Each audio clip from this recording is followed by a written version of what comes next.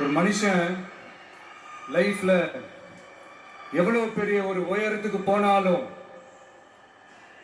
மனசளவுல சில வலிகள், காயங்கள் அதை மறக்க முடியாது இல்லையா? எல்லார் லைஃப்லயும் அப்படிதான், நமக்கும் அப்படிதான். நிறைய வலிகள், காயங்கள் எல்லாத்தையும் தாண்டி தான் வந்திருக்கிறோம்.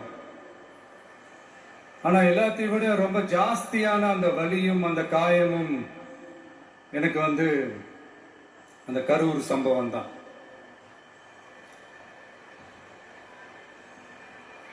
மக்களை சந்திக்கணும், மக்கள் பிரச்சனைகளை எடுத்து பேசணும். அதுக்காக தான் அந்த மக்கள் சந்திப்பு பயணத்தை தொடங்கி திருச்சி, அரியலூர், நாகப்பட்டினம், திருவாரூர், நாமக்கல், கரூர் அப்படின்னு சொல்லிட்டு போயிட்டு இருந்தோம். அரியலூர்ல அந்த மீட்டிங் முடிச்சுட்டு பெரம்பலூர் போறதுக்கு முன்னாடி அந்த பெரம்பலூர் போலீஸ் எங்களை அலர்ட் பண்ணாங்க. சரிங்க, கூட்டம் கொஞ்சம் ஜாஸ்தியா இருக்கு, லேட் ஆயிடுச்சு, வராதீங்க அப்படின்ட்டு. So we had no choice. Police சொன்னா நம்ம அதை ஒபே பண்ணி தானே ஆகணும். அதே நேரத்தில் பெரம்பலூர் மக்களோட அந்த சேஃப்டியும் மைண்ட்ல எடுத்துக்கிட்டு ஒரு மன வலியோடவே திரும்ப போயிட்டோம். அதுக்கப்புறம் பெரம்பலூர் தொகுதி மக்களுக்கு மன்னிப்பும் கேட்டோம். அதே மாதிரி நாமக்கல் அந்த மீட்டிங் முடிச்சுட்டு கரூர் வரும்போது அந்த கரூர் போலீஸ் எங்களை அலர்ட் பண்ணிருக்கலாம்ல.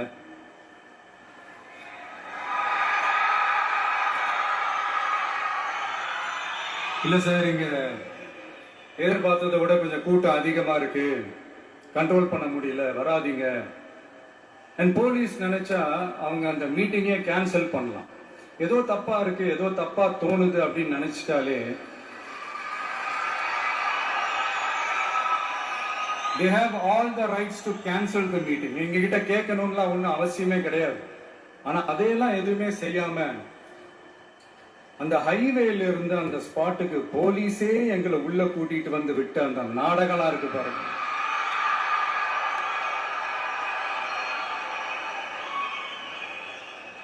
நம்பிட்டேங்க, முழுசா நம்பிட்டேன். அன்னைக்கு இருந்த அந்த கரூர் போலீஸ் பேசும்போது தேங்க்ஸ்லாம் சொன்னேன் அவங்களுக்கு. எனக்கு தெரியாது இப்படி ஒரு நாடகம் நடக்கும். இதுக்கெல்லாம் யார் காரணம்? இதெல்லாம் யார் சொல்லி செஞ்சது?